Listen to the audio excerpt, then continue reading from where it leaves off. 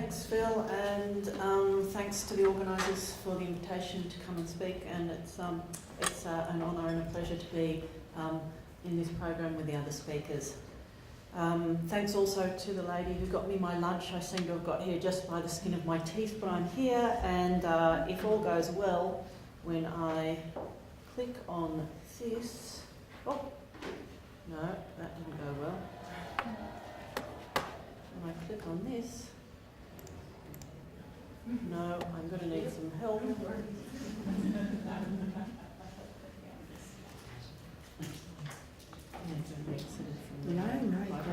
Easy done.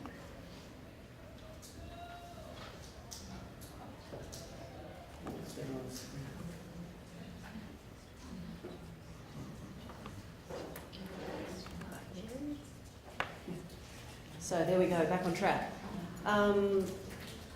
So I'm going to talk about quality of life in clinical trials in ovarian cancer and give you an overview and a critique of those. I'll start with talking about why quality of life is assessed in ovarian cancer clinical trials, although I'm sure everyone is very aware of that. And I'll back that up by talking about how ovarian cancer affects a patient's qual. Then I'll talk about how things are best done in clinical trials and give you an example of the Aurelia trial, and then talk about a sample of ovarian cancer trials that we've been scrutinising and tell you how some things are being done well and some things really need to be done a bit better. I'd just like to thank Michael Friedlander for some of the slides, and when you see his noggin come up, that means that's a slide that he's been kind enough to share with me.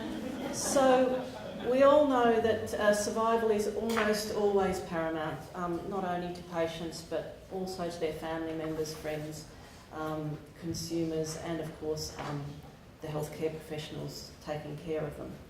But it's not a simple dichotomy of quantity versus quality of life. What we're really trying to do is maximise both. Quality of life is an important consideration in many oncology contexts, but particularly so in recurrent ovarian cancer, where the aim of chemotherapy is typically to palliate symptoms as well as keeping people alive longer. But that important issue of the trade-offs of the palliative effects and the toxic side effects really has to be taken front on. And to do that, we need to think about what are the specific palliative and end-of-life issues, and these include bowel and this is a new word to me, thank you Michael, ureteric obstruction, ascites, various pain syndromes, bleeding, constipation, early satiety and anorexia, fistulae and peripheral edema and lymphedema. All of those issues are things that are going to impact quality of life and need to be palliated and supported as far as possible.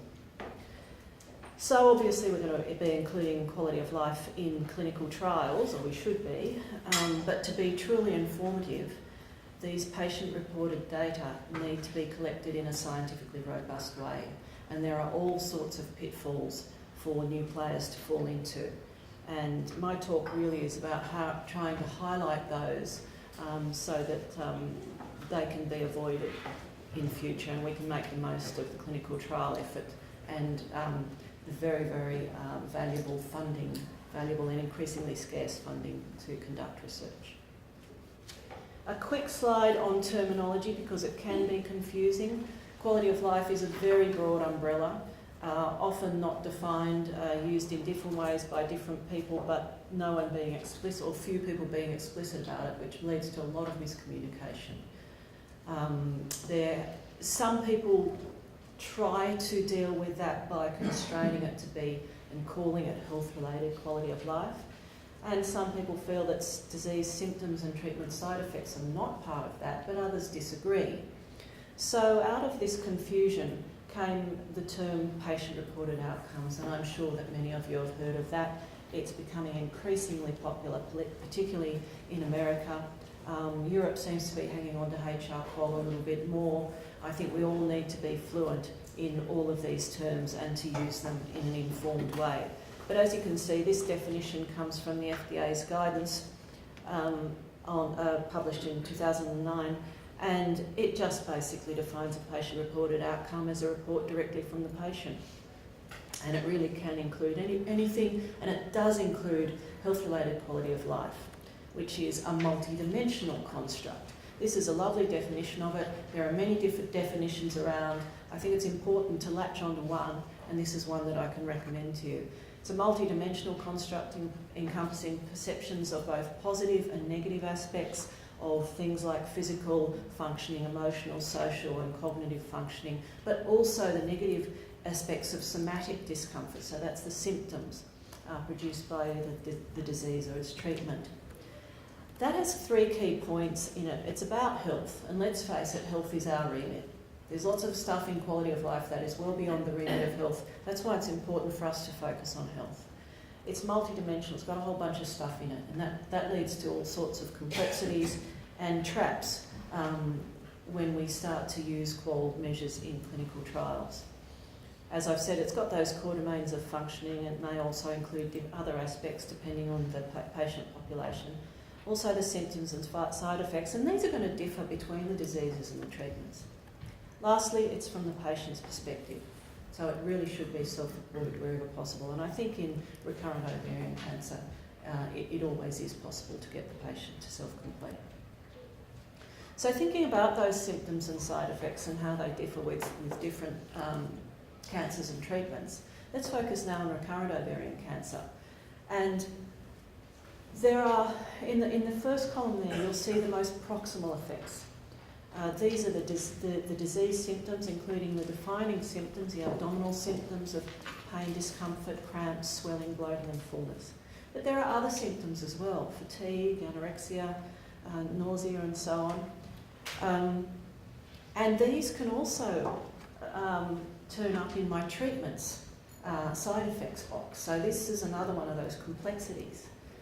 So a negative effect of toxicity may be nausea and fatigue. Positive effects may be improvements in abdominal symptoms, but also in fatigue. My last box there in the left-hand side is the blue box, the psychological symptoms. And these are absolutely important, and Penny's talk highlighted anxiety, and I'll be talking a bit about that also. These women have got every reason to have psychological distress at the situation they find themselves in. Then we move from the proximal effects towards the right-hand side of the diagram for the knock-on effects. And once we start doing that, things become rather more generic and general. It doesn't really matter what your symptom and your disease and treatments are. They're probably going to affect at least some of these aspects of functioning. And finally, you have the knock-on effects to the most distal aspect, which is global quality of life and well-being. But it's also going to be affected by other aspects of life. So in order to get the best signal from patient-reported outcome data, I advocate measuring proximal effects in clinical trials. I've got another box there, processes of care. That's not a topic for today, but it is an important consideration in patients' quality of life as well. Here are some data from the GCIG Symptom Benefit Study, which is led by Michael Friedlander and has been run out of Anscombe all these years. And these data, the colours indicate the severity, so green is no trouble at all, mild is in the blue, moderate in the yellow and severe in the red. And these data are collected with the MOST, the measure of ovarian symptoms and treatment effects that Penny mentioned in her talk, and that I've been working with Michael for some years developing, and we're now validating. These data are fairly fresh, off the press, not yet published, but it's one of the first times that the symptom burden has been documented in recurrent ovarian cancer, and it's in a very, very large sample. And I've ranked these by their prevalence. So not surprisingly, we've got abdominal swelling as the most prevalent, with almost 50% of women having moderate or severe levels. But right behind that is anxiety, and in fact, slightly more women are expressing moderate or severe levels.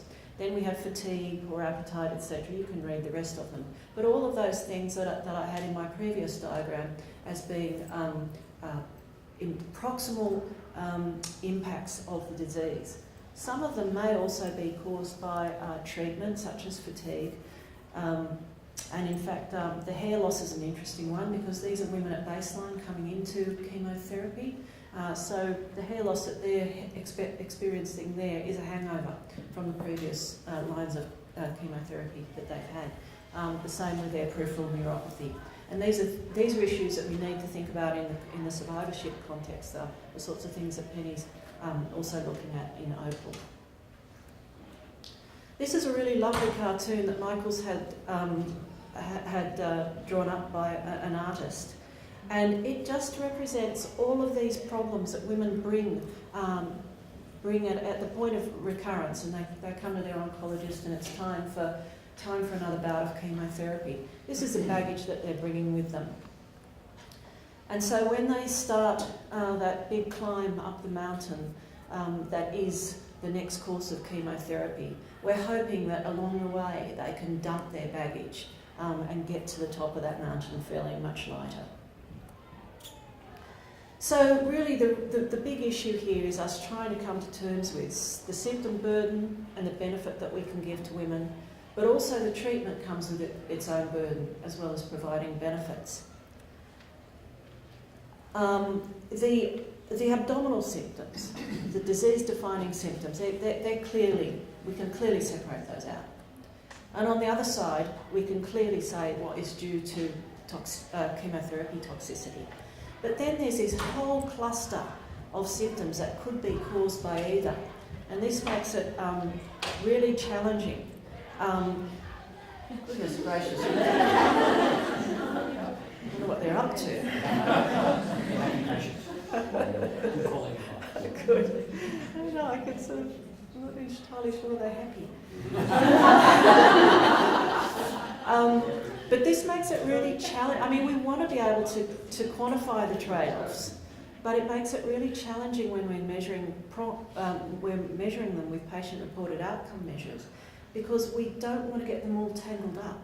We want to be able to separate them out neatly so that we can interpret things really clearly. And that's what we're really trying to do with the most. We've done a very careful analysis of existing questionnaires in the OITC and Facet Suite, and we feel that they have problems. They tangle things up. And we're really trying to separate those out with the most. So watch this space, that's work in progress. So getting now to qual in clinical trials in recurrent ovarian cancer, and the example I wanted to present, which is Aurelia. Now, I've got the two papers up. They go back to 2014 now, but this is almost unheard of, that the primary outcome, which is disease-free recurrence, and the other clinical outcomes, and the PRO-specific paper would be published in the same issue back-to-back.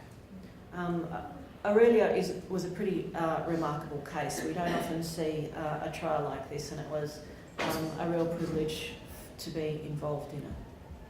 Many people were involved in it, and that's acknowledging all the people who and organisations needed to make it happen.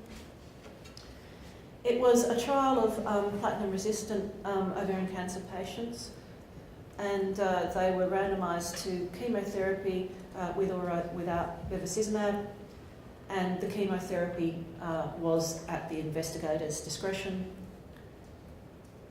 The primary objective was to prolong progression-free survival, if possible, with bevacizumab, and the typical list of secondary objectives, and among those quality of life, as is so often the case.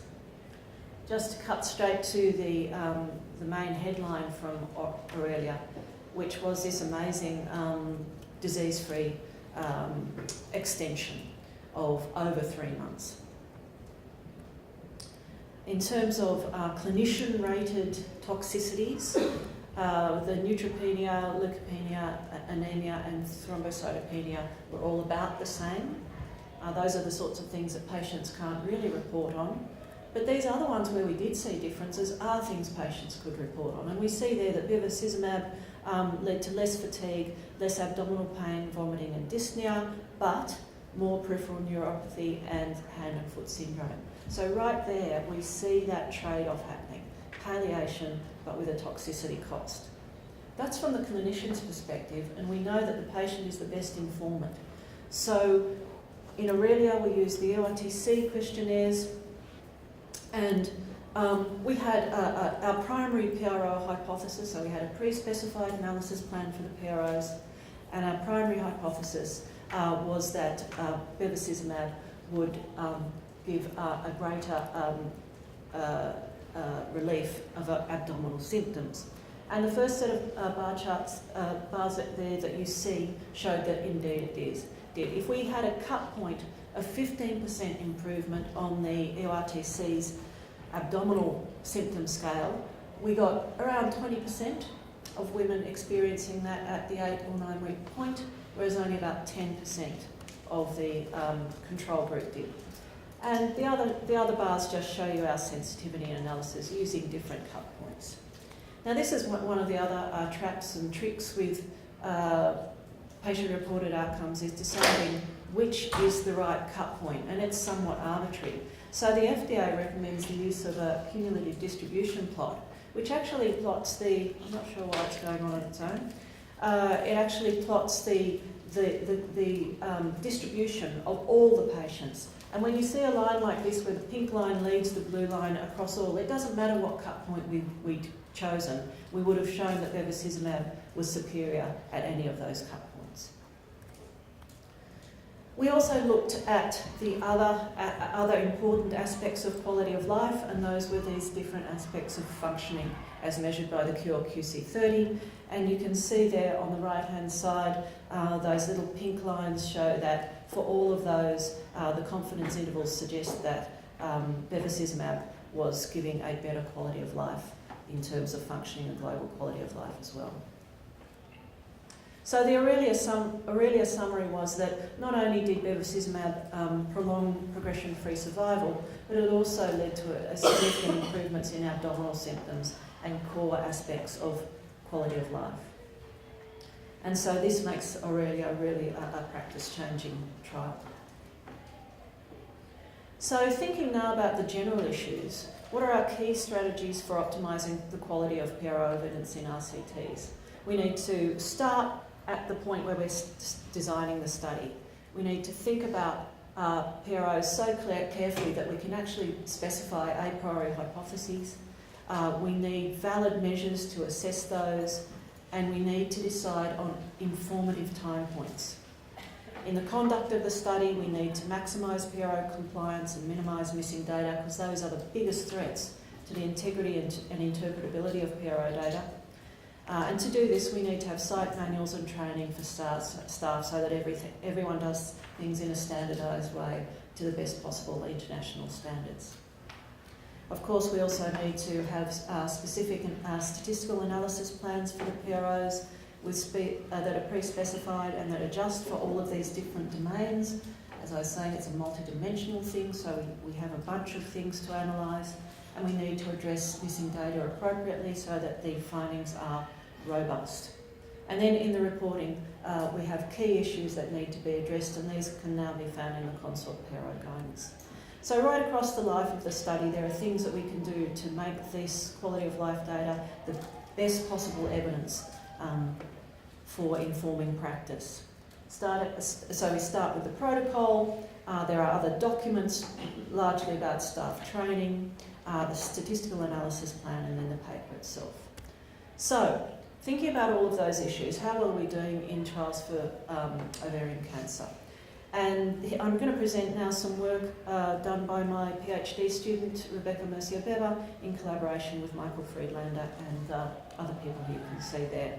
These results, where we looked first at the protocols of set 26 trials, has just been published in Quality of Life Research. And this is just a quick snapshot of the findings. And each line there is a particular aspect of the protocol that we felt should be in there. We're methodologists generally, and we were being pretty demanding. We had about 53 items, and many of those were actually addressed really well. So in black it's the fully addressed, and then grey partially addressed. And almost all of those 26 trials had PRO assessments in the main assessment schedule in their protocol, and identified PROs as endpoints. Over half of them described the PRO measure and described the constructs used to evaluate the intervention. So that's the good news. But I'm afraid the rest of it is bad news, because too few, less than 50%, or failed to provide a rationale for including PROs, which means that people who are sceptical will think, well, why should I bother? And that includes staff and patients. And very few justified the choice of their PRO measure, and they really should, because the wrong PRO measure can lead to really, it's a rubbish in, rubbish out situation. Here's more bad news, and I'd just like to highlight that down the bottom there you can see that very few specified a PRO hypothesis or mentioned PRO as a study objective, and very worryingly, very few mentioned methods for handling missing data. Moving on now, for those 26 RCTs, we had also papers, and we assessed those against the consort PRO extension. And you'll see in this list the sort of issues that I've just been raising. So there's a real parallel between what's in the protocol and what's in the paper. You've got to have a hypothesis and specify how you've dealt with the missing data and so on. This results slide we don't have time for, but even if we did, it was going to be hard to read. So I actually summarised the key findings. So most of these 26 trials actually reported the results of the data, which was good, and I guess that was part of our inclusion criteria. What we don't have in this review, and we really need to know, I think there's someone in New Zealand working on this, is what about all those trials in ovarian cancer that didn't measure PROs, and perhaps should have. And Michael's given a great talk on this in one of the recent Valencia meetings, and perhaps in the panel session, if people are interested in that, missed opportunities, we could talk about that. So you can see the results there. I'm running out of time, and I wanted to get down to my last slide before I run out. But definitely there is room for improvement there. So just in my concluding statements, I'd like to just emphasise that patient-reported outcomes are on an upward trajectory, and quality of life is going with it. And quality of life remains an aspiration for all of us in cancer.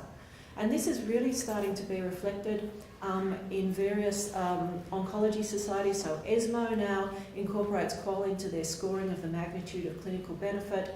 ASCO has recently incorporated it into net health benefit. So this issue of what is clinical benefit, we're starting to realise we've got to start incorporating quality of life in a rigorous way.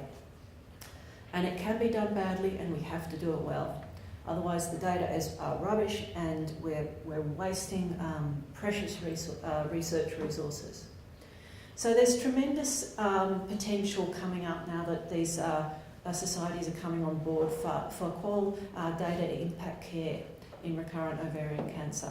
And the two papers that Rebecca has got out of her PhD, I think really point to ways that we can improve what we're doing, particularly in terms of tracking, recording, analysing and reporting missing PRO data.